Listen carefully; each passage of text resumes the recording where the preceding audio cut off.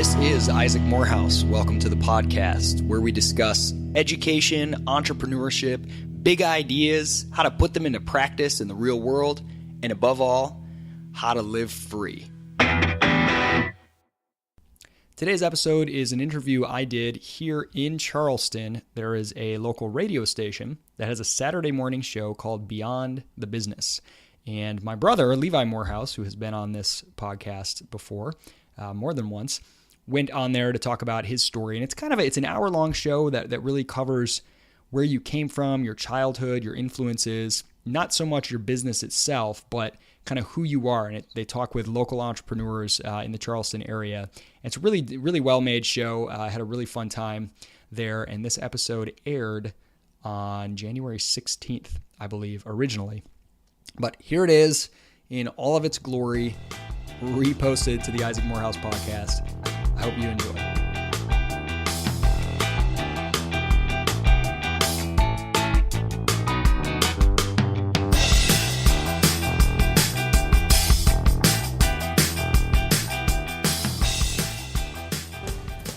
You're listening to Beyond the Business, presented by Setup, on-demand tech support.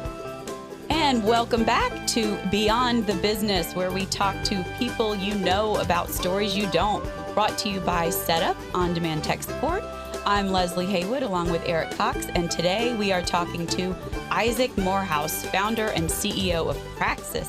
And if that last name sounds familiar, it's because last week we had the pleasure of having on our show Levi Morehouse, Isaac's brother. What a family. And by the way, it's the first time in the history of this show that we've had brothers on. I know, in the same studio at the same time, but never back-to-back shows have we had any kind of relation. So this is a first on our show. No pressure on. After Levi came on, you realized you had to bring on a more interesting... More interesting Morehouse. Yeah, right. It was just not a good enough show. So he said, you need my brother. And by the way, if you would like to go listen to that show of one of the brothers, go to acagcharleston.com. Again, that's acagcharleston.com. Top right-hand corner, you'll see an icon for podcast, radio podcast. Go on there, click on Levi Morehouse. What a great show that was, but not probably to be outdone.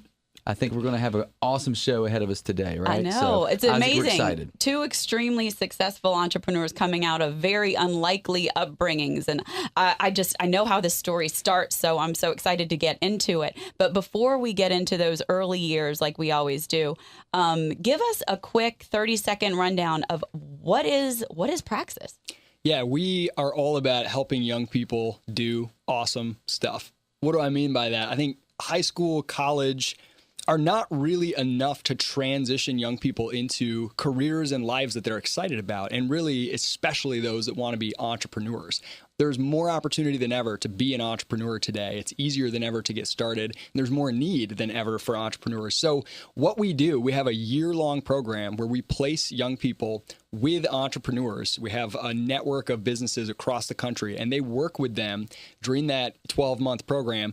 And they're also doing weekly coaching sessions, personal and professional development projects, a really intensive experience at kind of discovering what you do best and doing it. And we really just focus on learning through doing, the experiential aspect. So I don't think entrepreneurship is something that can be learned in a classroom. So we're really there to help get young people out into the world.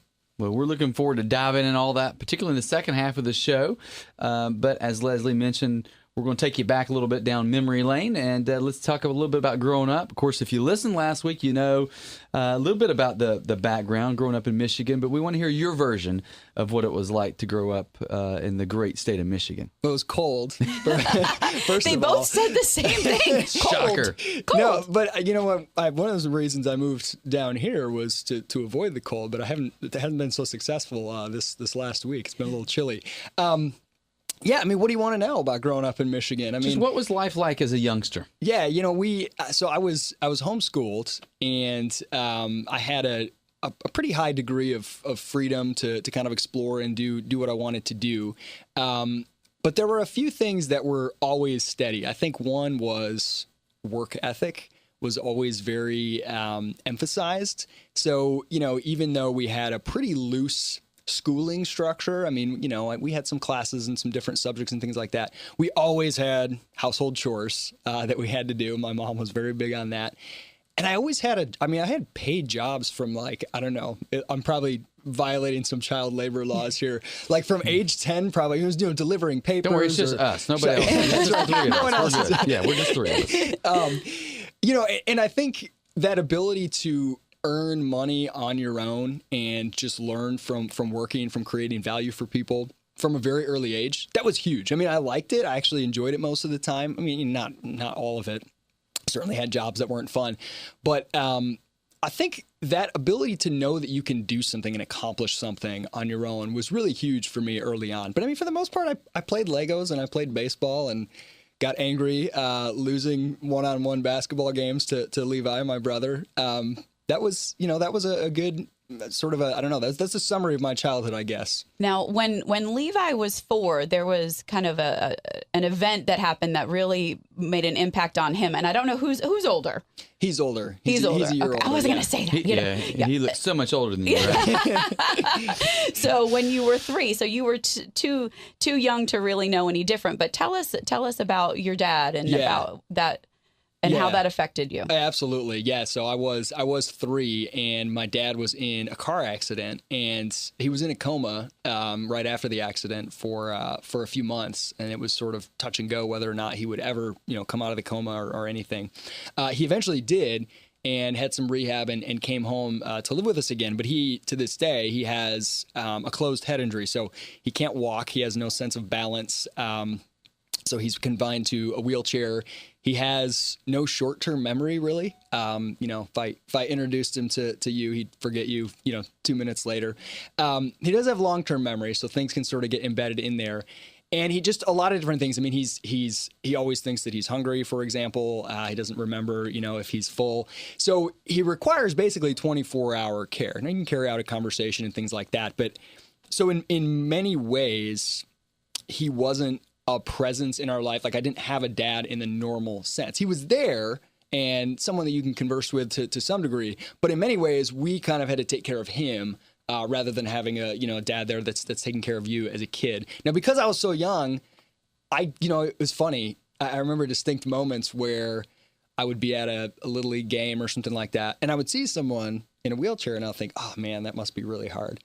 And, I'd see like their family or something. And then it would dawn on me, oh, that's me. Like people probably think that about me, but it just seemed so normal to me. I was so used to it that I think, I didn't have this moment of, oh my gosh, this is so hard. That was kind of life. And I didn't really, I don't think probably being as young as I was, I probably didn't have as much to process and go through as my older brother and my older sister. But it definitely made things different. I mean, my mom was kind of on her own there and homeschooling us, and we all kind of had to pick up the slack and be really independent. It's one thing your brother mentioned last week's show was just certainly what he learned from your mother and saw how disciplined to do so many tasks, get so much done, and now we realize we're just delegating it to you kids, right? That's how it got done. So, yeah, exactly. So let's talk about a student. How were you in terms of grades, more involved in sports and extracurricular activities, or were you really a studious book kind of kid? No, I was not studious. I don't think I had any interest in books until my maybe mid-teens. It was probably because I broke up with a girl and then I was depressed, so I had to go read books. I didn't know what else to do. I wasn't a bad student, but I always was the one kind of finding like hacks and tricks and like, okay, shortcuts, there's always a way to get the grade that you need, but to get it faster and quicker and not have to worry about it. And I didn't stress too much about school related stuff.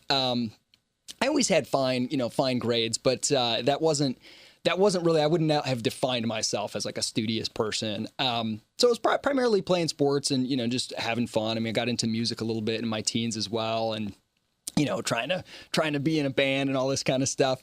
But I really, around, as I said, probably 16 or something, I did start to get interested in, I don't know, kind of the life of the mind. I picked up some philosophy and really kind of got interested in philosophy, economics, sort of intellectual pursuits. And that's basically stayed with me. I mean, I'm a voracious reader, and I love exploring new ideas. Sort of self-education, if you will. You know, I never really enjoyed it when it was in a formal classroom setting, for the most part. I mean, with a few exceptions. But once I kind of got turned on to following my own curiosity, then I kind of became very studious in a way, not in anything that required grades or tests. So around that time, you know, when you started becoming your more studious self, what did you think you wanted to do when you grow up? You know, that is the thing. I had no idea, because I've always been a generalist. Like I can pick up basics pretty quickly and get by, you know, doing most things fairly well. But I've never had an interest in becoming the best at anything. I kind of get bored and I want to move on. And what I really like, I like people. So I'd rather find someone who doesn't know how talented they are and help them do it better than I could. Like, okay, I learned the basics, and then I'll go find someone who can do it better than me and help put them in a position to take off and then kind of move on. And so, you know, when you're thinking in terms only of kind of traditional industries or career tracks or college majors, that doesn't really leave you with anything. Like when I went to college, I changed majors like every week, you know, because I just didn't know what that meant. Right. And it took me a long time to realize I'm kind of just an entrepreneur at heart. You know, I like to build things. I like to create things. I like to rally people around a vision and find people to kind of take it up and take it in a direction, take it even further than I could. But I didn't know that, you know, and there's not really a way to define that when you're young. So I just kind of tried a lot of stuff. Just kind of a wanderer, a drifter. Did it drive your parents crazy? No, not really. You know, this is one thing that and this is a really recent realization. In fact, I think talking to Levi, we both sort of came upon this realization. My mom had basically no expectations for us. And I don't say that in a negative way. Like, you know, she wouldn't care if we were, you know, sitting on the couch eating Cheetos for the rest of our lives or something. Not at all. Like, I mean, she wanted our happiness, but there was never any external pressure. She never said, like, you need to check into this college, or you need to try to do this, or you need to... She kind of just let us do our thing. And I always had a sense that as long as we were working hard and having sort of basic integrity, she was proud of us. There wasn't any pressure. And I think the absence of that expectation was really, really important, because there's so much stress and pressure that young people feel to pick the one thing. And you guys know this, the thing that you're going to be doing in 10 or 20 years probably doesn't even exist yet when you're 16 or 20. And if it does exist, you probably don't know what it is. You wouldn't know how to describe it. So you kind of need a little bit of freedom to not have to pick that one thing. And I think I had that. And that's a huge credit to my mom. Wow, good stuff. And by the way, in case you just tuned in and you're wondering whose voice that is, it's that of Isaac Morehouse, who's the founder and CEO of Praxis, also the brother of last week's guest, Levi Morehouse. And so, Isaac, we know that you then ventured on to school, I guess, kind of like your brother, Western Michigan, to do your undergrad, and then also went on to, I think, get your master's there at Detroit Mercy. Yeah. So staying in Michigan for education, but what was the college experience like? Yeah, I was very practical, very pragmatic. So I wasn't thinking so much about status or elite schools or anything like that. I was thinking at the time, I believed, which I no longer believe. This is one of the sort of fun things about Praxis. I believe that you literally couldn't succeed, couldn't get a job anywhere unless you had a degree. So it's kind of just like a ticket to a job, right? So I had to go get that ticket to a job. And I wanted to do it as efficiently as I could for as low cost as I could. My mom paid for some, but we kind of split the cost of college. So I was paying my way through. So I actually went to community college for my last 2 years of high school, because I was homeschooled. And then I was able to transfer all my credits, and I completed my undergrad when I was 19, not because I'm a genius. Western Michigan is not like it's not like an Ivy League school. I'll just say I will tell you this, by the way. My assistant said to tell you guys, both of you, go Chips. Oh, that's the Chippewas. That's Central Susan Michigan. said go Chips. You would know what that means. Yeah, they're the big rivals, right? Yeah, the in-state rival Chippewas. Well, she thought you'd get a kick out of that. Yeah, that's good. That's good. So I mean, my college experience. So I crammed all of my classes. I would usually take like as many as I could, like 14, 15, 18 credit hours a semester. I would cram it all into 2 days a week if I could, or 3 days a week. And then I would work the other days. And I had this realization as I'm going to all these classes, And most of them, the professors didn't seem like they wanted to be there. They would rather be researching. Most of the students were hungover half the time. Right. And it was kind of this big charade. Like everyone's just there to get the piece of paper. Very few, with a few exceptions. I had a few philosophy classes where people really enjoyed it, and they were really sort of there to dive into the ideas. But for the most part, everyone was kind of just going through the motions. And I thought, I'm paying all this money for this and learning very little. Meanwhile, the other 2 or 3 days a week, I'm working. At the time, I was traveling around the state of Michigan installing telecommunications, cabling and things like that at businesses before pre-Wi-Fi, when you needed a physical wire. Right. And I was in way over my head every day, and I was learning so much. I mean, I had to come up with quotes for customers, and I didn't know what to do. I was learning on the fly, and I loved it. And I thought, I'm earning money doing this, and then I'm turning around and paying it all for this college education that it wasn't bad. I didn't hate it, but it just felt like it was too slow, too costly for the return I was getting. Now, during this time, were there any teachers or mentors that that you turned to or talked to about this? You seem to be getting disillusioned with the college experience, which led you to where you are today. But during that time, did you have anyone to talk to about it? Yeah, was there anyone important in your life then? Yeah, I mean, first of all, my brother has been huge. I mean, he's my older brother, and despite a little sibling rivalry, of course, and I think not having my dad there in the typical sense, he kind of filled that role in some senses for me as well. Levi did. So he was huge, and he's always been a couple steps ahead of what I'm doing. He's done it before, and so he's gone through some of the same things. So he was always really, really big to talk to. And I remember one conversation in particular with him where I said, yeah, it's weird. I look around the classroom. First, I worry about myself. What am I going to do? What kind of career am I going to have? And then I look around the classroom and I see these kids, the hungover kids, and I wonder, what are they going to do? And Levi says, well, they're going to be, your dentist or your lawyer, or, right. They're going to go on to have careers just like everyone else. I said, they don't seem capable of that. And he's like, nobody is. He said, that's the thing. Nobody's qualified. Everybody's making it up as they go. Right. And that was so huge for me because it took all the pressure off of me feeling like I had to sort of be some kind of genius to realize that nobody knows what they're doing. Even the people who are doing amazing things, they're making it up. Like they had to learn as they go. None of us are qualified. And that kind of helps you realize, it kind of lets you treat life more as a game and see it more as possibility rather than all this pressure. So that was really big. I mean, Levi was huge. Certainly applies to our radio show. None of us know what we're doing. We're just making it up as we go along. You guys are the exception, of course. Clearly. Sorry about that. No. So you come out of college.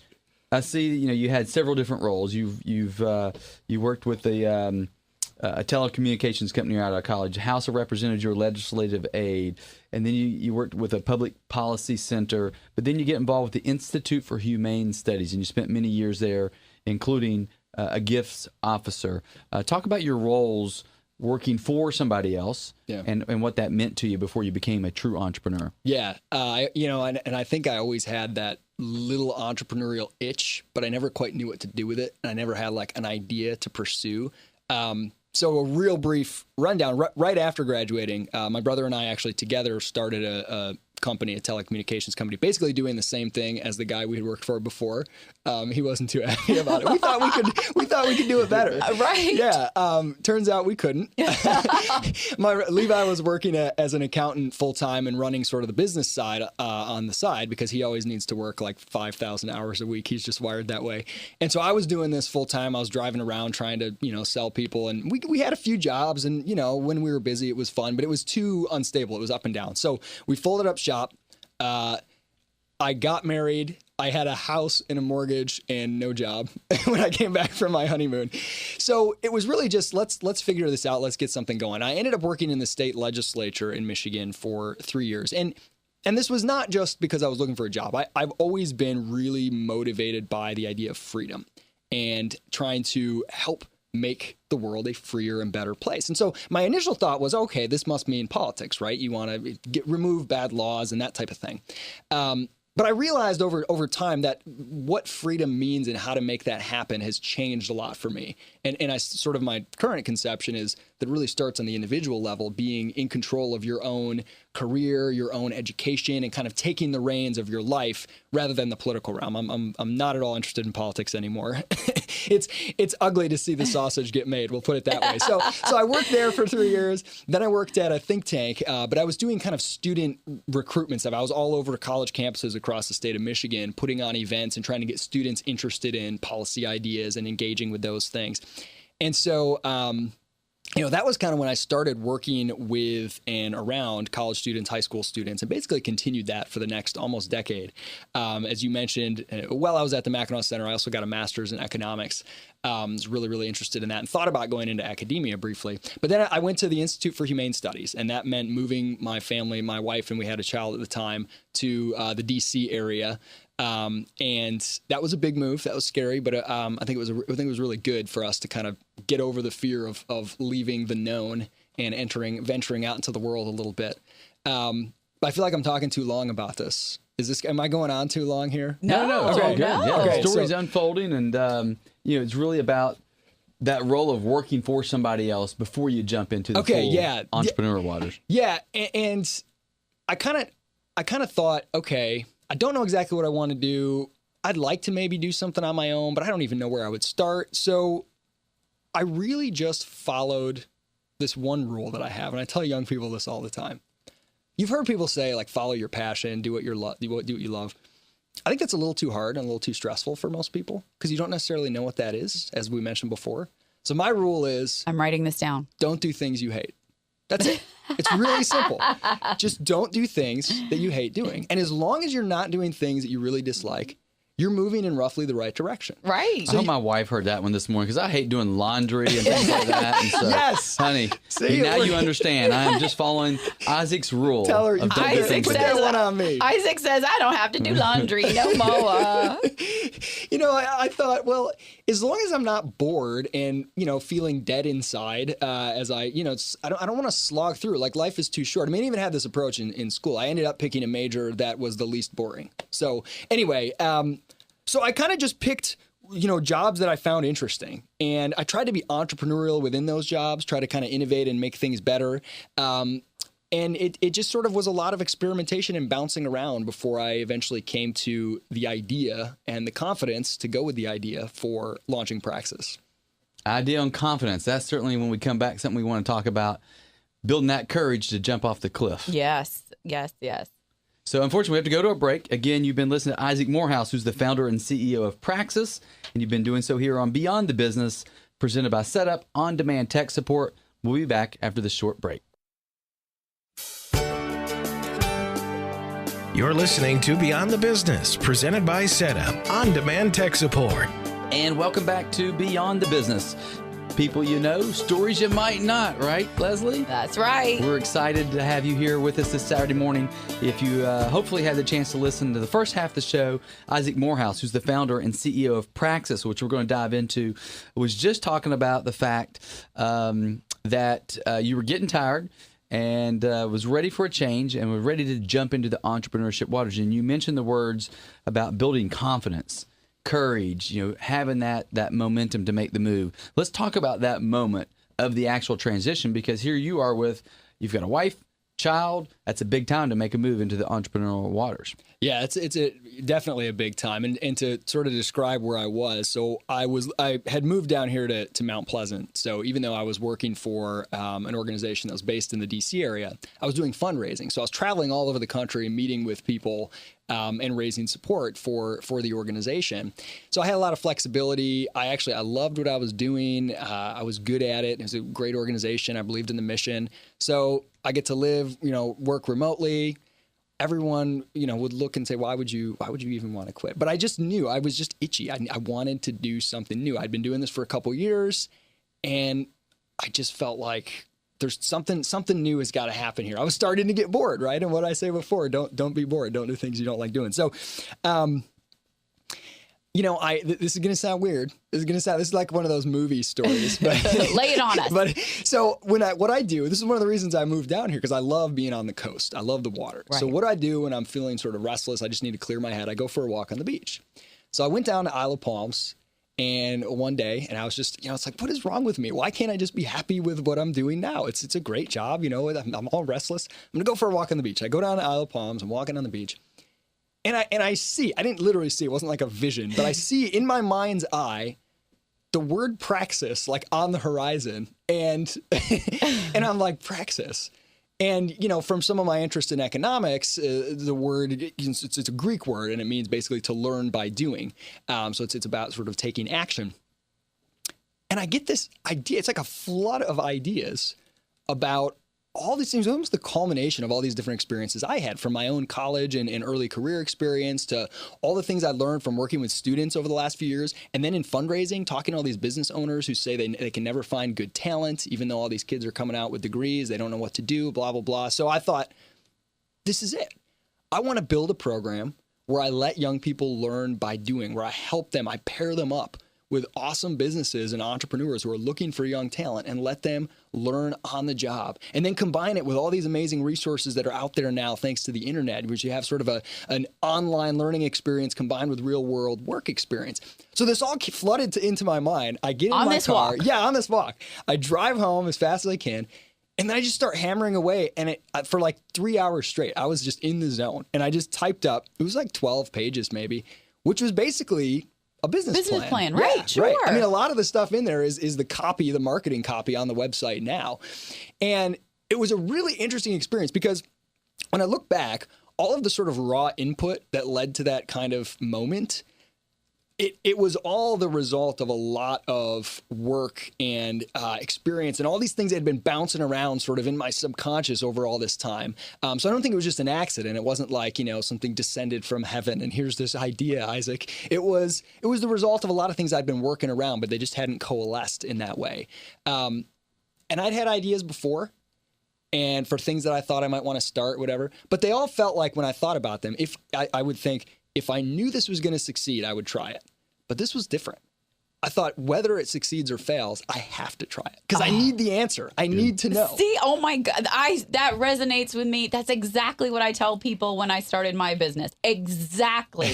It was an idea that I had, and I did not care if I failed. Yes. Because I had to do it. I had to see it. And that is just so. It's the willing to fail test, I call it. Are you willing to fail on this idea? And if you're not, matter. Yeah, then maybe don't go for it. But if you, like you said, it did not matter. I had to see if I could do it. It was just so, it was a compulsion almost. Yeah. And so what did you do? Did you quit that day? How does that unfold? Yeah. So, I mean, I there was so much to be done. I barely knew where to start, but I started to realize that I had built over the previous decade a lot of what I call social capital, right? Whereas it's valuable relationships with people where I have created a lot of goodwill.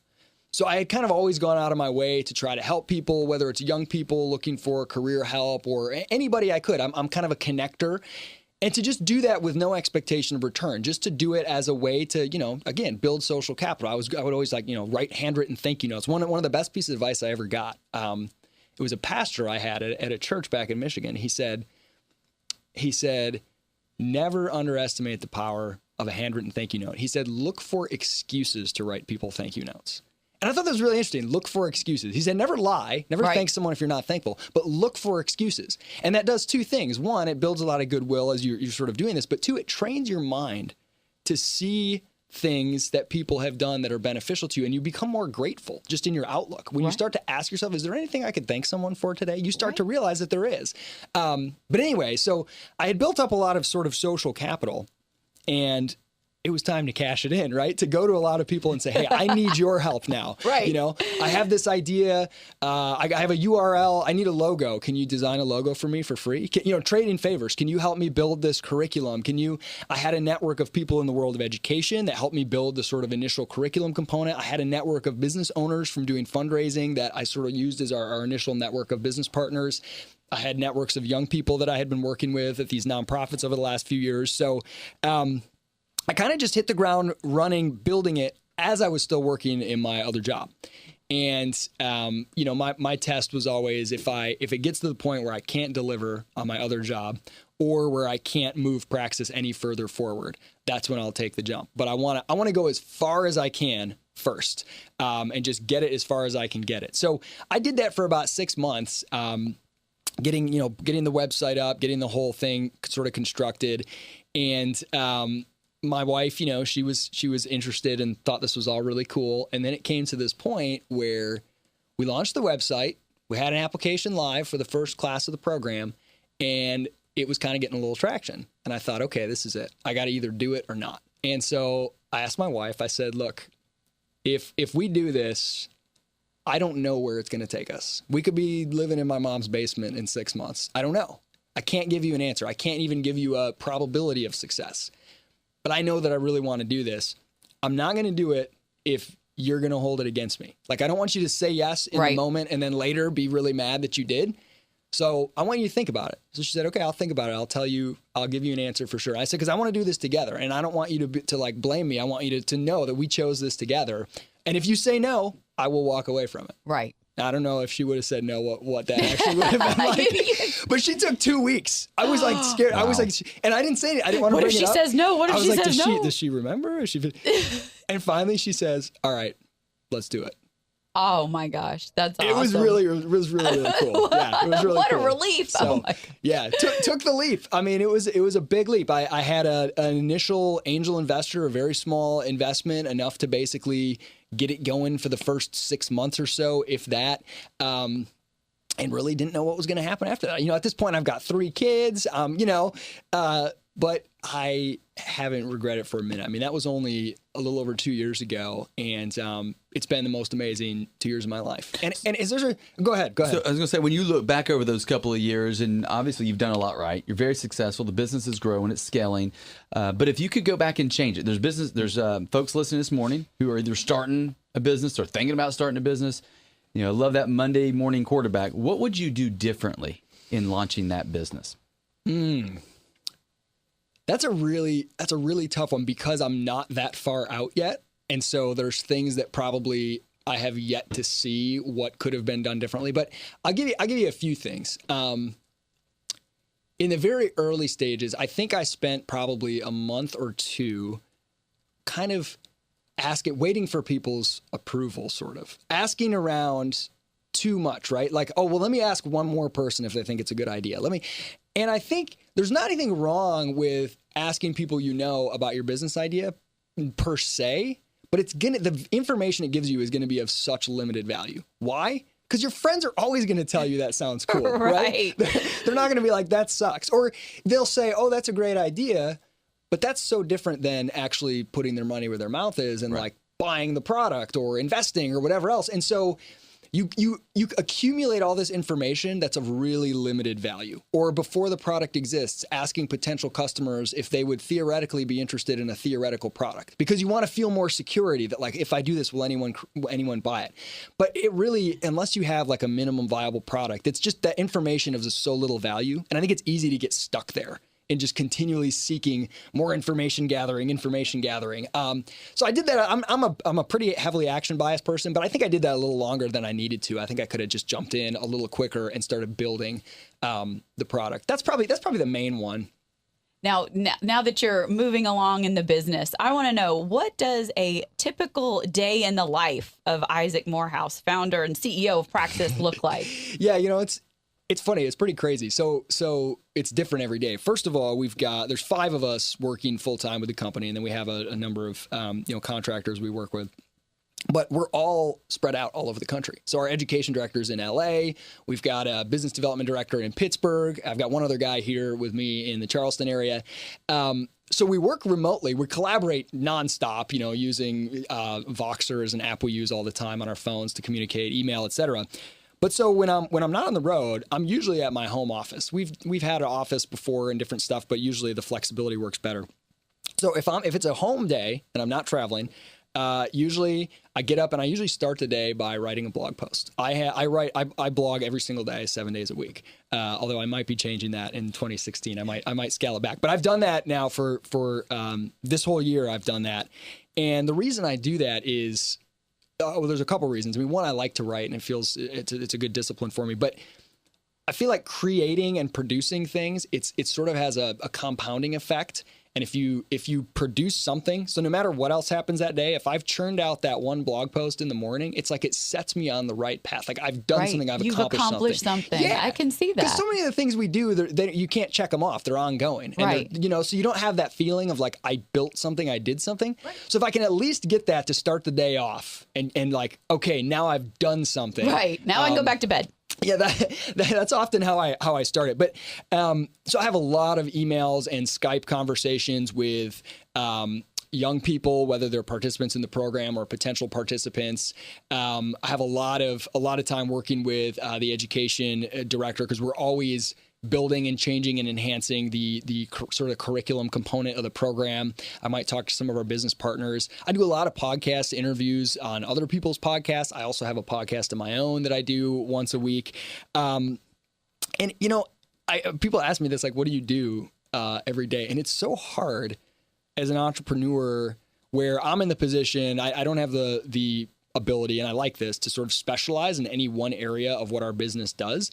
So I'm kind of doing a lot of everything. I honestly don't even know. Like some days I'll look back, my wife will say, "What'd you do today?" I'm like, "I don't know." And then I'll go like look through my email log. I wrote a blog. I did something. Yeah, I'll be like, well, somehow 150 emails were sent from my account and I read 200, like, I don't know. I was doing stuff today. I'm not sure what, but, I kind of focus a lot on the business side and keeping up on the financials and sort of the big picture vision, like where are we going to go next for growth? What are the pain points? Where can we be improving? And kind of working with the team to implement those things. So with that note, before I go there, by the way, you're listening to Isaac Morehouse, who's the founder and CEO of Praxis here on Beyond the Business, sponsored by Setup, on-demand tech support. So when you are in that mode of running the business, thinking about the future, growing, scaling, where do you go nowadays for your advice? Where do you get your wise counsel from? Yeah, that's a great question because entrepreneurship is lonely. It's definitely lonely. That's not the first time we've heard that. The pressure, the stress, the things you go through. It's one of those things where you don't want to go to your team if you're having a tough day and be like, "Oh my gosh, everything's so hard. I don't know if this is working," right? And you don't want to go to my wife and I can share things, but I don't want to because I know that I might feel fine 3 hours later. I don't want to invade her day with my ups and downs. And sometimes you just don't know like what to do. So my brother is probably my most constant source of advice because he got started with his business about 5 years before I did. And he's amazing. He's great at it. And he has much more of a analytical mind and a mind for the sort of financial side of things. And I'm more of the visionary communicator type of a guy. So it's a good compliment. We also have, the angel investor I mentioned, he and I will talk from time to time. And then I've kind of got I sort of call it like a kitchen cabinet, just like a handful of people that are not directly necessarily involved in the business day to day, but they're interested and they care about it and they've done some similar things themselves.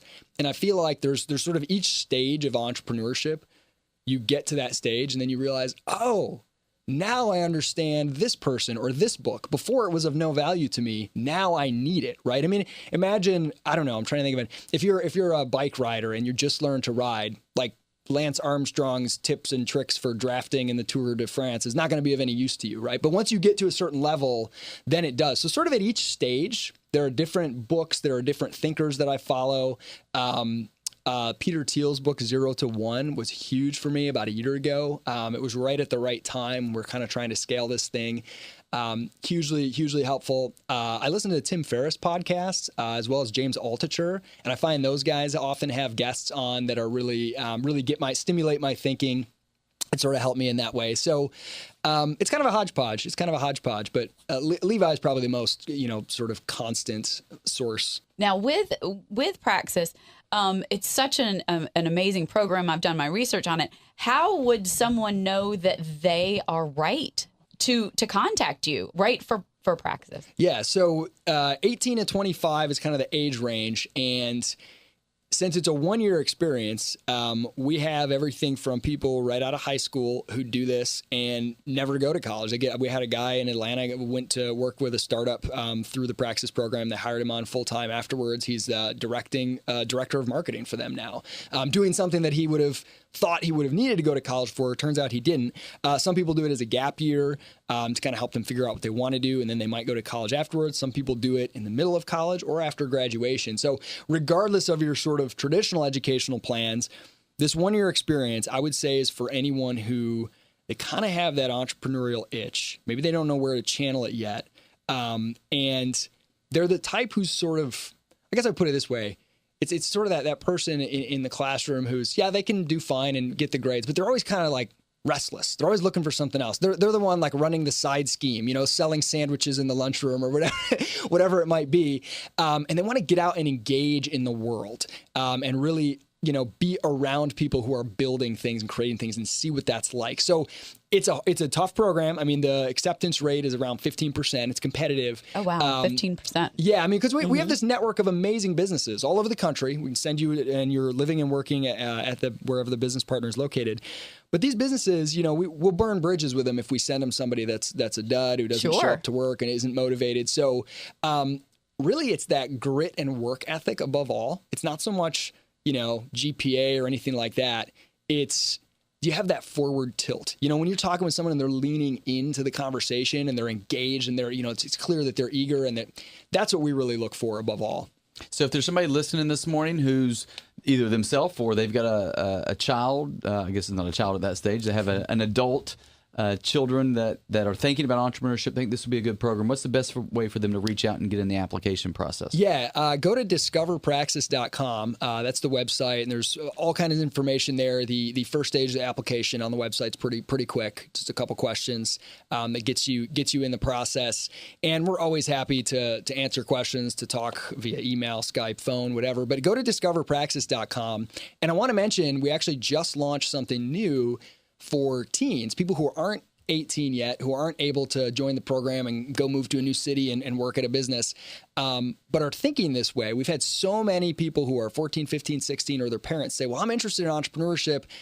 I might be ready for your program in a few years. What do I do now? So we actually created an e-course, a teen entrepreneurship course that it's pretty cool. And it's like a Praxis Junior. Yeah, it's a 60-day thing. So you can do it, while you're in school, while you're whatever. But it's to really kind of get you thinking and getting that sort of entrepreneurial mindset. It's a lot of self-exploration, like what do I like? What am I good at? How do I inculcate habits? And you can find that at discoverpraxis.teachable.com. So yeah, discoverpraxis.com is really the place to go. It's a great website, by the way. I was on it last night, and I had my daughter Annabelle and I were going through. We saw one of your blog posts that said, "Is your child interested in entrepreneurship? Help them do these 5 things." And so we spent time going through. It turned out to be a more of a venture in her doing improv comedy after we got done, because that was one of the improvisation. But it was actually a great exercise. So if you're a parent and you have a teenager, high schooler, go onto this website. It is really cool to check out and give you some interactive opportunity in the world of entrepreneurship with your children. Yeah. And from the other side of it, though, you work with so many business partners to kind of take in these interns. What does that look like? Do you accept business partners on a regular basis, and what do you require of them? Yeah, absolutely. We're always looking to expand our network of business partners, and really what we look for, our ideal is kind of 5 to 50 employee companies, so that they're a place where the Praxis participant will be able to do real work. It's not going to be a cubicle farm where they're just making coffee, but it's big enough that it's stable. We look for places where the founder is still actively involved, if possible, that are growing, they're dynamic, so it's not just sort of repeating the same thing day in and day out. And places that really want someone who is eager to learn, who's got sort of the raw ability. Maybe they come with a few hard skills. Maybe they have some coding skills or something like that. But often it's really just solid communication, thinking skills, and work ethic. So if any of your listeners are business owners and they're looking for a new source of talent, they only pay $10 an hour during the program. So it's a really good deal for them. Wow. Because the participant's getting the experience in return. And they can go to discoverpraxis.com as well. Great. Well, wonderful information. Unfortunately, we have to take our last break. You've been listening to Isaac Morehouse, who's the founder and CEO of Praxis. Of course, you've been doing so here on Beyond the Business, presented by Setup On-Demand Tech Support. We'll be back after this short break. You're listening to Beyond the Business, presented by Setup On-Demand Tech Support. And welcome back, Hello Country, to Beyond the Business, presented by Setup On-Demand Tech Support. You've been listening to Isaac Morehouse today, founder and CEO of Praxis. Isaac, first of all, we really appreciate, Leslie and I do, you coming in on a Saturday morning, taking the time, telling a great story, and following up with one from last week with your brother. Thanks so much. So far, both of them are just be awesome. honest. Both of them are just Who's awesome. better? Oh no, no way.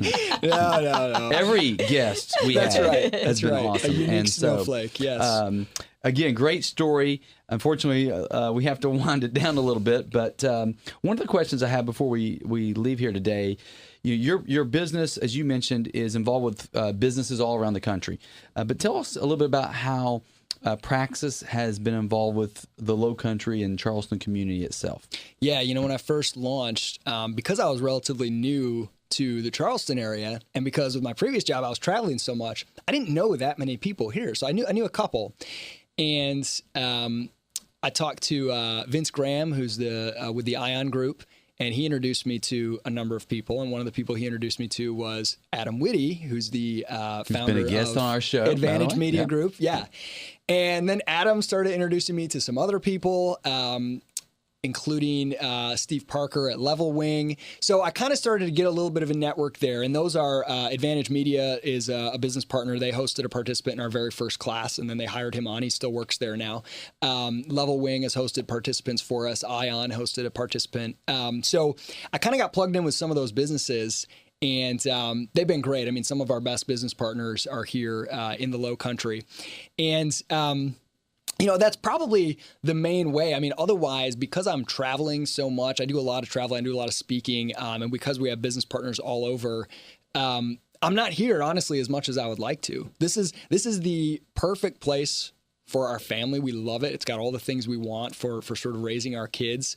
So to me, one of the biggest advantages is knowing that when I'm gone, when I'm away, my wife and kids are in a place that they love. And that was certainly not the case in the DC area. So it's been a huge, just sort of a rock, like a support network as a home base as I'm traveling everywhere. And I got to, every time I come out of the airport, when I get home, I'm like, why do I ever leave? A lot of people say that. A lot of people say that. And what is your quick goal for the next 5 years? Like, where do you see Praxis in 5 years? Yeah, I want Praxis to be a well-known opportunity, alternative for young people who are unsure whether college is going to get them what they want or grad school. I want it to be sort of a go-to option for those who say, I want to be an entrepreneur, but I don't yet have an idea. So I'm going to go work with an entrepreneur first. So, I see it's limited only by the number of young people that are willing to take the plunge, because it's a serious deal. It's a challenge. It's a big commitment. It's not easy, but I think there are a lot of young people out there who are ready. There's a need, and you're doing great work with it. So thank you. And thanks for sharing your story today, Isaac Morehouse, founder and CEO of Praxis. Of course, you've been listening to him here on Beyond the Business. As we say, people you know. Stories you don't.